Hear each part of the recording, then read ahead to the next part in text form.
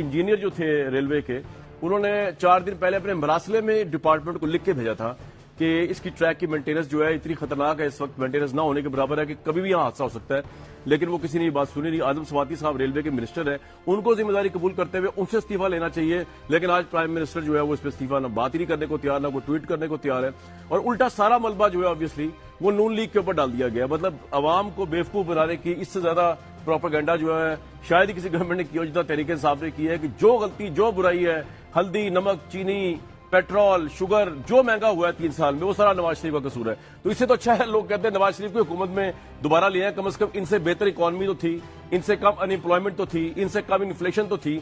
अगर आज भी नवाज शरीफ ही है हर बुराई का जिम्मेदार, ये रेलवे का हादसे तक का जिम्मेदार नवाज शरीफ है।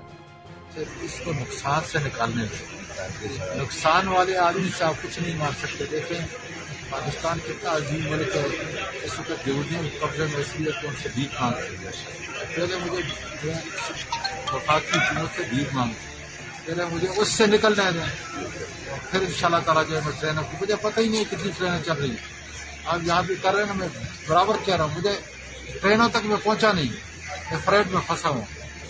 जिस दिन इंशाल्लाह ताला फ्रेट 30 दिन के अंदर अगर वैसे निकलूंगा, जबरदस्त प्रॉफिट होगा, फिर मैं आपको ट्रेनें चला के सर ये स्टाफ होगा, अर्निंग होगी ज्यादा। जहाँ नुकसान होगा मैं आउटसोर्स करूंगा, ये बड़ा काम नहीं है। मेरे ख्याल में रेलवे के वजीर को रिजाइन करना चाहिए।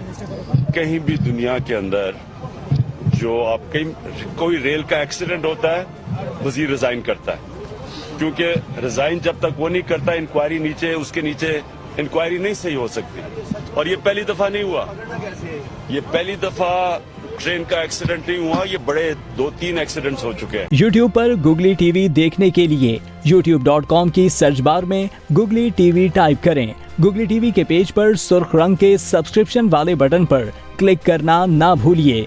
YouTube पर अपलोड होने वाली वीडियो से बाखबर रहने के लिए बेल आइकॉन पर क्लिक कीजिए। आपको हर नई आने वाली वीडियो के बारे में नोटिफिकेशन मौसूल हो जाएगा।